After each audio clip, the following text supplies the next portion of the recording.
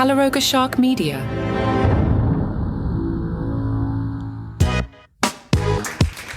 Hello, I'm Johnny Mac with your daily comedy news. Pete Davidson went after a, quote, sneaky fan during his show at the City Winery late last week. Pete noticed somebody was filming and he stopped his show and shouted, "F you," according to an eyewitness. Davidson then instructed his security guard to escort the person out of the room. Pete said he pays $10,000 to lock up your phones. And then he carried on with his set as planned. He did not address the incident further in the remainder of his performance. A spokesperson for the City Winery told Us Magazine that the individual's footage from the performance was, quote, erased after being removed from the event space. The rep said, "Our staff were devastated after the show as they take so much pride and feel so lucky to be working on these special shows. These are the nights that make their hard work all worth it." Apparently, during the rest of the show, Pete talked about his ups and downs, his struggles with addiction, his attempts to set up his mom with a nice suitor. He also joked about trying to get good press after his car crash. Eric Idle was on Twitter X and was asked to name something that Americans invented. Eric Idle's response: mass school shootings. They're making a Barbenheimer movie. Yes, a Barbenheimer, not two different movies, one big Barbenheimer movies. In Barbenheimer, we follow scientist doll Dr. Bambi J. Barbenheimer, who lives in Dolltopia with her boyfriend Twink Dahlman. Dr. Barbenheimer ventures into the real world and sees the brutal treatment the dolls receive at the hands of human children. Barbenheimer decides to build a giant nuclear bomb to take it all out. Filmmaker Charles Band says it's an opportunity to have fun with the bizarre coupling of these two movies and the combination of Barbie's vibe and the darkness of Oppenheimer. You mix that together and you have such an opportunity for dark humor. It's so silly, but it seems like every other feature is dark and depressing. And it's like, we need a little humor going to 2024. Oppenheimer was fantastic. I haven't seen Barbie, but Oppenheimer, I loved that movie so much. It was like an old style, like 70s era movie with like a plot and characters and stuff. Highly recommended if it ever comes out on Blu-ray or digital. Remember last week, Michael Richards was spotted at the In-N-Out Burger and was standing on the street with his family. Well, what do you know? Michael Richards has a new book coming out. Isn't it funny how you don't hear from somebody for like a decade and a half and then they're spotted and what do you know? They have a new book coming out. It's called Entrances and Exits. In the book, the 74-year-old Michael Richards will share never-before-told stories from his life, including being raised by his grandmother. He writes of his time in the U.S. Army after being drafted in 1970. Richards also provides behind-the-scenes look at the development of Kramer's character and his lasting influence on pop culture. Jerry Seinfeld wrote the foreword for the book. Richards will also reflect on his, quote, shameful 2006 outburst, where he was filmed shouting racial epithets at audience members during a stand-up show in Los Angeles. We're told the incident drove him into a, quote, lifelong spiritual quest.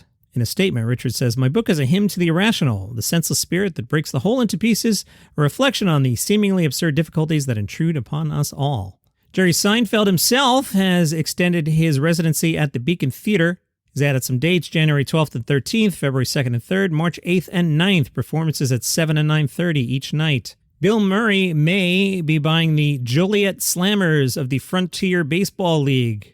A source told the Joliet Patch that 3 people are involved in an ownership group looking to buy the Joliet Slammers, including Bill Murray and Mike Veeck, son of the legendary former Chicago White Sox owner Bill Veeck.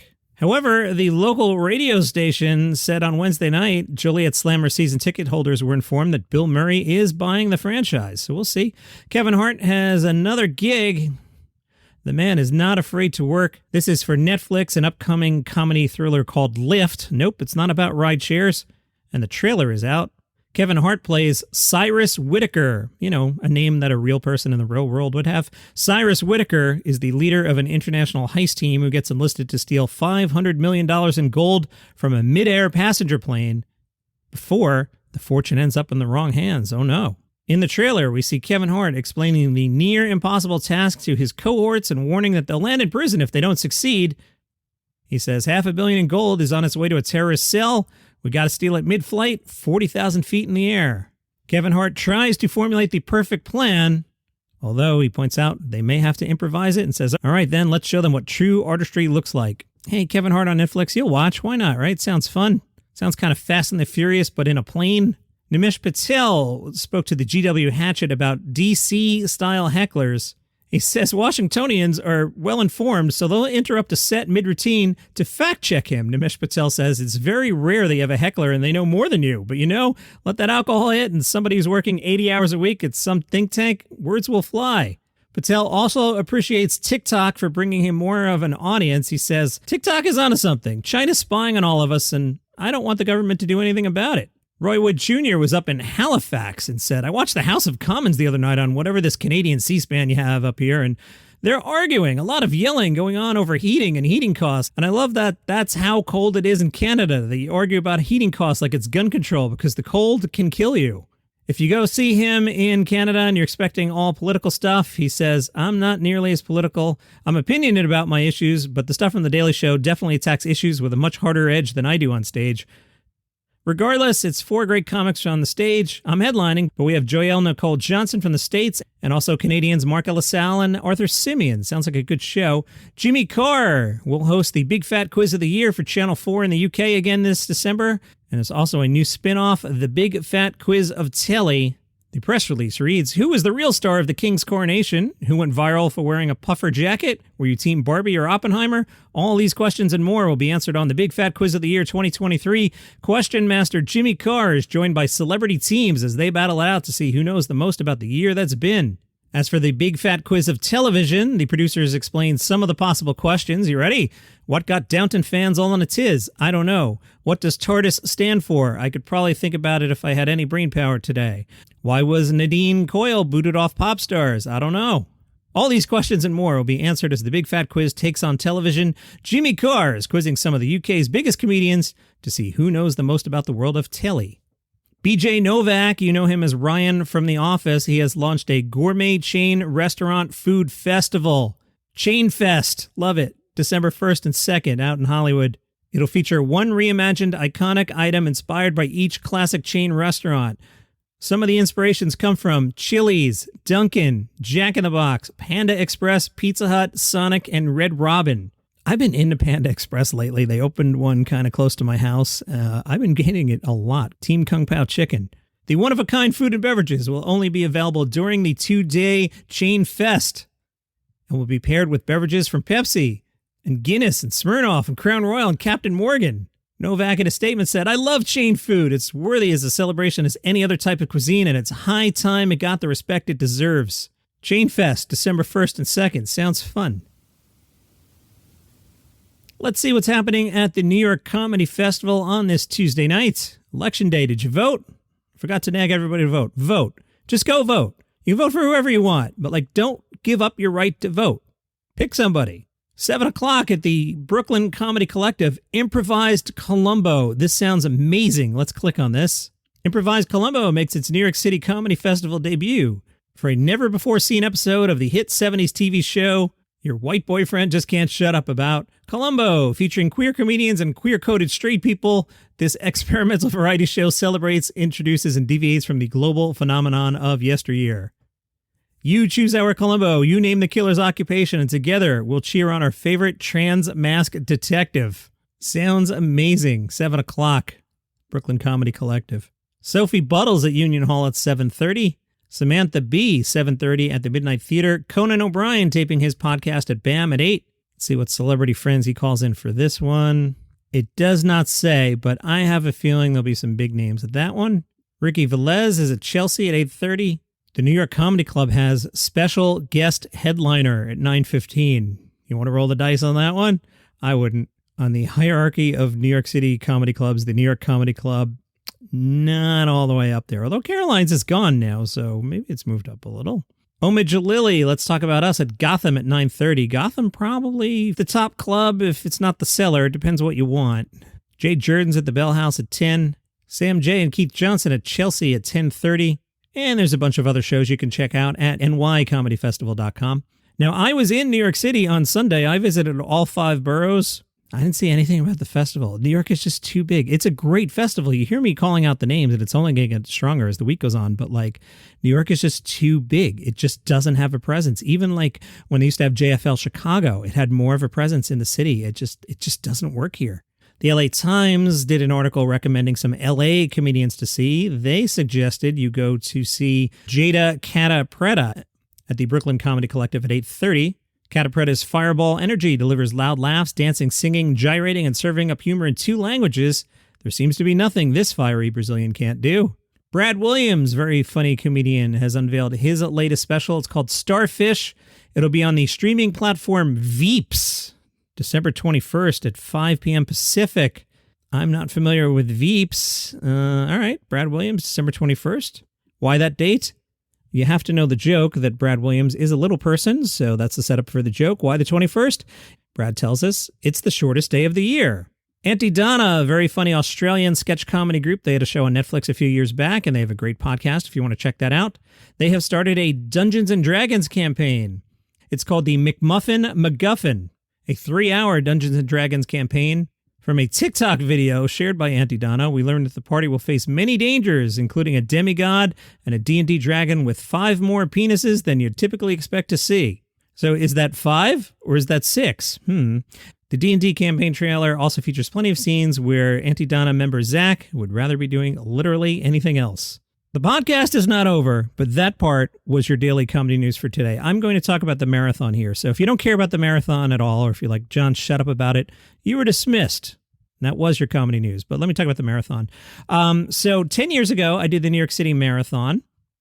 And I loved it, and I'm like, I want to do this again someday. So every year I would enter the lottery, and you'd get a no, and then you can tell your friends, I totally would have ran the marathon, but they wouldn't let me in. So I did that for about 8 years. And then last year I got an email, and it was like, balloons popped up and like confetti, and it was like, hey, congratulations, you're in. I was like, what? Oh my goodness. So I started training again. I forgot to mention, over the past 10 years, I have torn the meniscus in both knees. My ortho told me, stop running long distances. I'm also a beach volleyball player, which is also terrible for the knees, but I keep playing because, I don't know, I don't want to give in to age. Somewhere along the line, I did, after the meniscus tears, I did the Rutgers half marathon, and that race that I even completed it meant as much to me as the first marathon did. So I kept entering the lottery, and I got back in, and I was training in 2022, and I would get out there, and I'd be months in the training, and I'd be like, I can't even run a mile. My annual physical showed that my iron level had crashed, so I got a bag. It's kind of like getting a transplant of iron that fixed that. So this year, I went back out and trained again and made it to the end of the training and finished the race on Sunday. So as the day goes, I know some of you are curious about it, you have to get to Staten Island. If you're not familiar with New York City, there are 5 boroughs, and Staten Island's kind of off by itself. The name will tell you it's an island. So I took the Staten Island ferry there, and it's kind of zen. You just kind of chill, and you watch New York Harbor, and you can see the Statue of Liberty. It's quite nice. Then you make your way over to the Village, which is a holding pen. The weather was perfect. So like one of the things you stress about with this particular race is, am I going to be cold? Grab some water, hit the porta potty 4, 5, 7 times. Then there you are, and you're at the foot of the Verrazano Bridge. Cannon goes off, boom, and here we go. And there's just something primal about running with thousands of other people. There's just so many people. The bridge will take you into Brooklyn, which is like, I don't know, like an 8-mile flat stretch. And I was feeling great on that one. My goal was to run a 6-hour marathon, which is quite slow, but I'm also 54 years old. And at one point I caught up to the 5:15 pacer, and I was like, oh, wow, I'm like really doing well. When I ran it 10 years ago, my final time was 5:19. So like, I'm even near the 5:15 balloon. Now, I knew I wasn't going to be able to hold the 5:15 balloon for 5 hours, but I was like, oh, this is going well. Boom, boom, boom. Then I needed a potty break because of the water I had drank. And, when you've got that on your mind, another 18 miles of, well, I got to go to the bathroom is kind of annoying. So I took the potty break early, and I never got my rhythm back. And at about the 11-mile mark, I bonked, is the term runners use. I found a great description this morning from The Guardian. When you bonk, your body is in a form of bodily sedation where the mind and body have started to stop working as they usually do. You might have felt great 2 miles ago, but once you started bonking, it can be tough to come back. And that is what happened to me. In the middle miles, like 11 to like 16, I felt the closest feeling I could use is drunk. I could tell my brain wasn't working quite right. I just wanted to finish the race so I could go home and sleep for a week. I just was out of it. So I just started walking really briskly. I could tell my legs, hey, can we run here? Nope. And it was just like walk. And I was walking at a pretty good clip. Eventually, I started grabbing some Gatorades and was able to get my brain back in. But with the bonk, I had to gut out the last 15 miles. It was a very long day, but I completed it and I got my medal. I did not make the 6-hour cutoff. A little disappointing there. But on the other hand, I'm 54 years old. My other takeaway was the race was very loud this time. I don't remember it being as loud. There were a lot of bands, which I remember bands last time, a lot of DJs, and everybody had their music on 300 decibels. I run with, they're called Shocks open ear headphones. So they don't actually sit in your ears. As somebody who's been in radio for 20 years, I've seen a lot of coworkers with hearing loss. I'm always very careful with my ears. I wear my headphones very low. Even when I'm recording, like right now, I have one ear on, one ear off. I always watch my hearing. I don't like when my ears ring ever. So these Shocks headset, if you're a runner, I highly recommend them. They sit right in front of your ear and they use bone conduction, and it's amazing. You can hear, but you can also hear the outside world, and I find it really helps with the ringing. But anyway, for the race with the bands and the DJs, I couldn't hear my music at all. And I don't want to be like, bro, if I could have heard my music, I would have totally crushed this and ran this in 3 hours. I don't want to say that at all, but I do have a specially worked out running mix for long runs, where there are songs that I love to zone out to. Michael Jackson's Thriller is a great running song. Genesis, Home by the Sea, second Home by the Sea, great song to zone out to. Bruce Springsteen, Detroit Medley is exactly at my perfect gallop. So I had the headphones on and I heard, I think, half of 4 different songs the entire race. Like, it was just so loud. Couldn't believe how loud it was. So, I feel like the run itself, not at all the time I had hoped for, but I do feel mission accomplished and I feel unburdened now because now I can just run and I'm not beholden to a training program for the first time in 2 years. So it's kind of nice. Thank you for everybody who commented on the Facebook group, Daily Comedy News Podcast group. And I'm going to stop talking about it except during the mentions during the live read this week. All right. And that's your marathon news for today. Follow the show for free on Apple Podcasts, Spotify, YouTube, wherever you get your shows. Thanks for all the support on everything. Oh, one of the regulars hit me on the side and said, hey, you're not hosting Travel is Back. Yeah, that's for the winter. Between all the running and the situation with my mom, I go visit her every day. I haven't traveled at all, so I don't have anything to talk about. And I really haven't had the time to research places that I want to go. So Journey Joe Mitchell hosting Travel is Back for the winter. And I hope to pick it back up in February or March when I get back out there. All right, that's it for today. See you tomorrow.